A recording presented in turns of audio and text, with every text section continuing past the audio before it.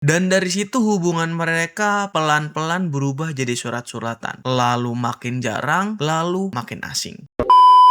Dan justru karena kemungkinan itu kecil banget, setiap pertemuan sama orang dari masa lalu selalu terasa spesial buat kita. Hidup itu kan kayak lintasan rel kereta ya. Mungkin kita semua pernah sempat ada di satu gerbong yang sama, di stasiun yang sama, sempat lihat pemandangan yang sama. Tapi pada akhirnya, setiap orang punya tujuannya masing-masing.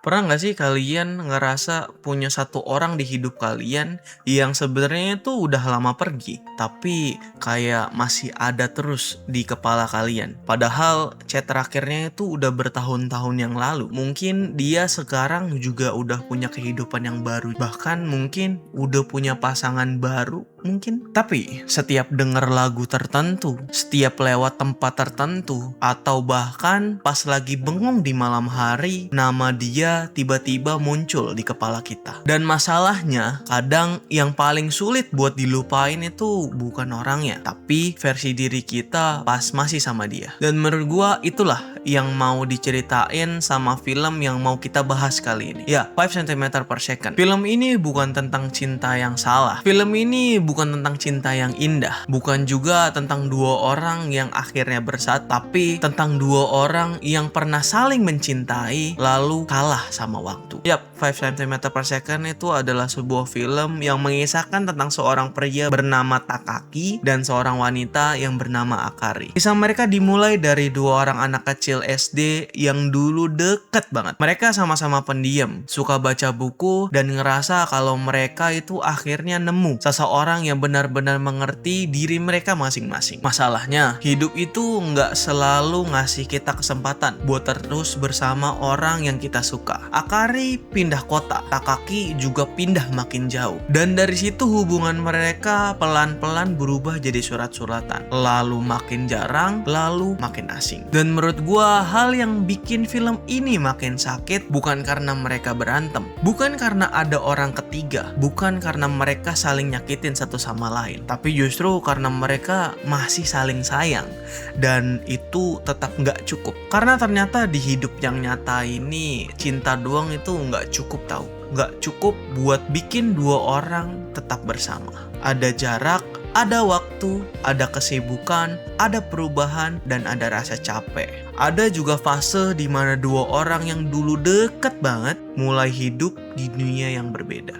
Film ini bahkan ngasih fakta menarik ke kita sebagai penonton, yaitu probabilitas kita bertemu orang di masa lalu, di masa depan, itu cuma sekitar 0,03%. Yap, 0,0003%. Angka yang sangat kecil, hampir mustahil, tapi bukan berarti nol. Dan justru karena kemungkinan itu kecil banget, setiap pertemuan sama orang dari masa lalu selalu terasa spesial buat kita. Karena ada jutaan jalan di hidup yang bisa bikin kalian gak pernah ketemu lagi, tapi entah kenapa semesta mempertemukan kalian lagi. Mungkin rasanya cuman sekilas ya, mungkin cuman lewat di jalan, mungkin cuma saling lihat dari jauh, atau mungkin ya cuma lewat mimpi. Dan menurut gua itu juga yang bikin hubungan Takaki dan Akari terasa begitu emosional. Mereka berdua ini bukan dua orang yang dipisahin karena benci. Mereka dipisahin ya karena hidup aja. Dan ya kadang hidup seringkali lebih kejam daripada kebencian. Ada satu adegan paling ikonik di film ini. Saat Takaki naik kereta berjam-jam di tengah salju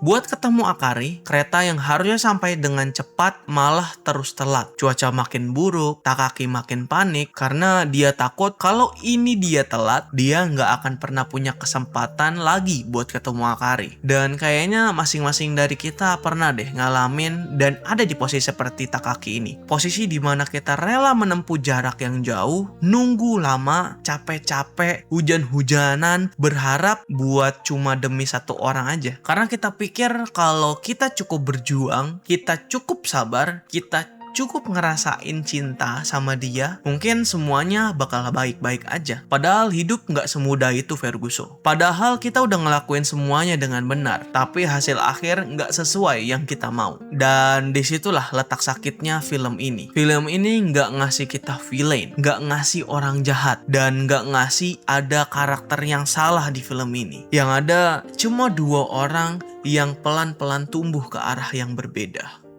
Akari lebih memilih untuk realistis. Dia tetap bersama Akari, tapi hanya lewat kenangannya. Dan menyimpan itu rapat-rapat dalam-dalam. Karena dia sadar, hidup harus tetap berjalan. Dia tumbuh, dia move on. Dia menerima bahwa ada orang-orang yang memang cuma datang untuk jadi bagian indah di masa lalu. Sedangkan MC kita, Takaki memilih untuk bertahan lebih lama. Dia nggak pernah benar-benar melepas Akari. Dia terus hidup di antara memori, surat lama yang udah usang, dan rasa bagaimana ya kalau dulu itu mereka nggak pernah pindah. Bagaimana ya kalau dulu mereka tetap tinggal di satu kota yang sama. Kira-kira bagaimana ya kalau mereka ketemu lagi tapi lebih cepat? Dan bagaimana kalau semuanya nggak pernah berubah sama sekali? Tanpa sadar semua, bagaimana kalau ini berubah jadi bola salju? Awalnya bola salju ini terlihat kecil,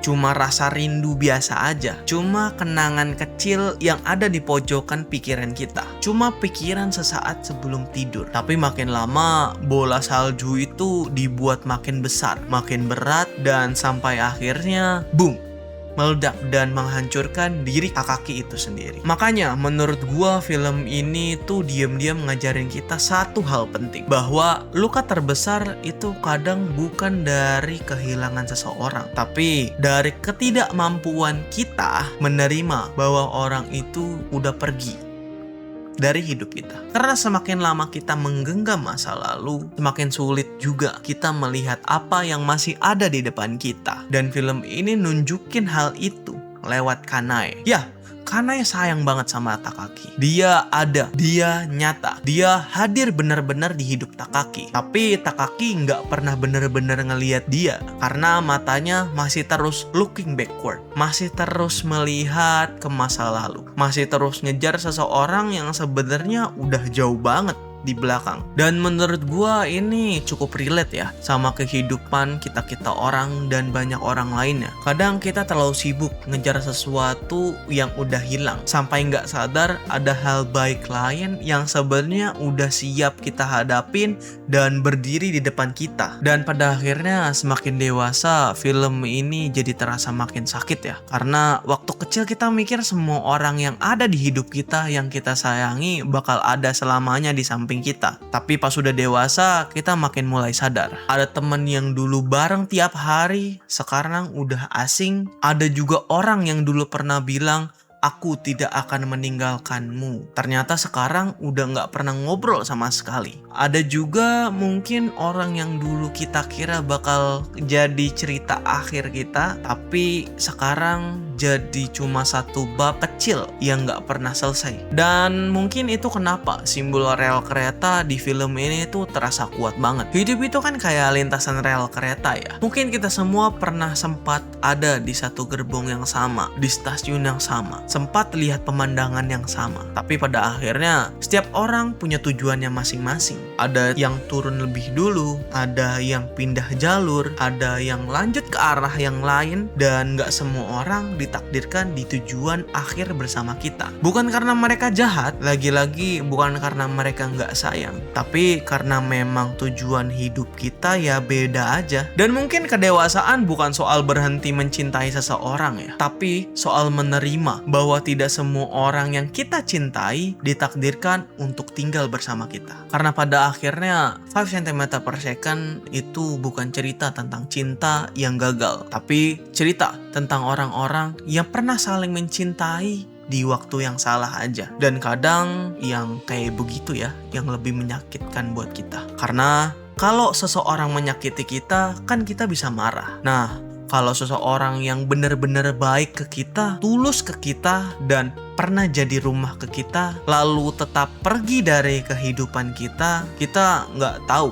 harus nyalain siapa. Mungkin karena hal itu ya, film ini terasa begitu dekat buat banyak orang dan mungkin kita-kita orang. Dan yang terakhir dari gua, mungkin hampir semua dari kita punya satu Akari di hidup kita. Dan atau mungkin jangan-jangan kita sendiri adalah Takaki itu. Orang yang terlalu lama berdiri di perlintasan kereta berharap ada seseorang dari masa lalu yang datang kembali. Padahal kenyataannya dia udah lewat sejak lama. Tapi kita nggak sadar aja bahwa hal itu udah terjadi begitu lama.